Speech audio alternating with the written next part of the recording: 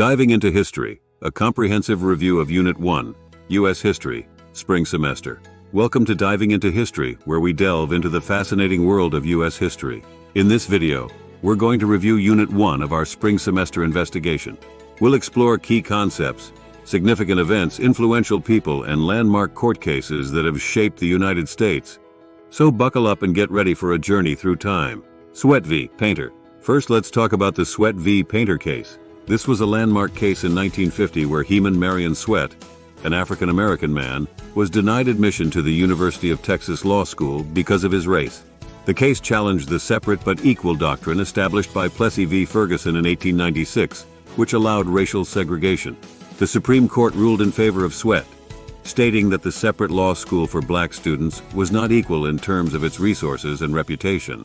This case was a significant step towards ending racial segregation in the United States. Executive Order 9981. Next, we'll discuss President Truman's Executive Order 9981. Issued in 1948, this order declared equality of treatment and opportunity for all persons in the armed services, without regard to race, color, religion, or national origin. This was a major step towards ending racial discrimination in the military, which had been segregated since the American Civil War. The order led to the end of segregation in the services during the Korean War. Threats of communism in Asia, conflict in Korea. In a news conference on April 7, 1954, President Eisenhower expressed concern about the spread of communism in Asia. This was during the Cold War, a time of heightened tension between the United States and the Soviet Union. Eisenhower's domino theory suggested that if one country fell to communism, its neighbors would soon follow, like a row of dominoes. This theory influenced U.S. foreign policy and led to increased American involvement in Asia, including the Vietnam War. The Korean War. The United States intervened in Korea during the mid-20th century in response to an act of aggression. In 1950, North Korea invaded South Korea, aiming to unify the country under communism.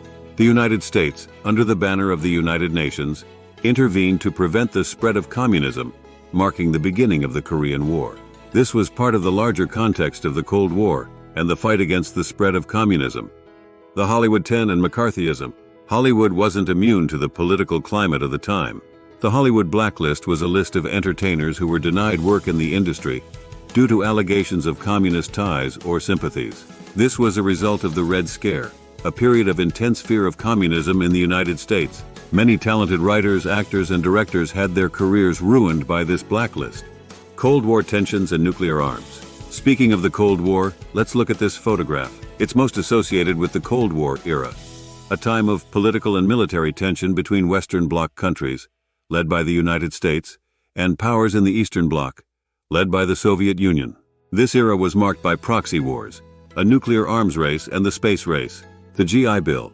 The U.S. government made efforts to increase college enrollment during the late 1940s and 1950s. One of the ways they did this was by passing the Servicemen's Readjustment Act, also known as the GI Bill. This law provided a range of benefits for returning World War II veterans, including low-cost mortgages, loans to start a business, and tuition and living expenses for educational or vocational training. Impact of the GI Bill. The Servicemen's Readjustment Act of 1944, also known as the GI Bill, had a significant impact on the post-war U.S. economy.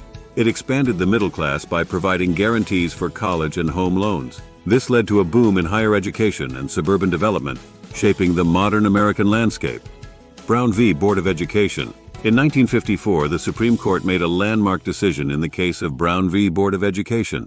They overturned a previous court decision, Plessy v. Ferguson from 1896, ending the decades-long idea of the separate but equal Jim Crow doctrine. This ruling declared that segregating public schools was unconstitutional, marking a major victory for the civil rights movement. The baby boom. Finally, let's talk about the baby boom in the 1950s. This was a period of significant population growth in the United States, largely due to the prosperity following World War II. By 1959, there were over 50 million children under the age of 14 living in the United States. This demographic shift had a profound impact on American society, leading to changes in housing, education, and consumer culture. That's all for today's review. Remember, understanding these events, people, and concepts is key to understanding U.S. history. Keep studying and you'll do great on your test.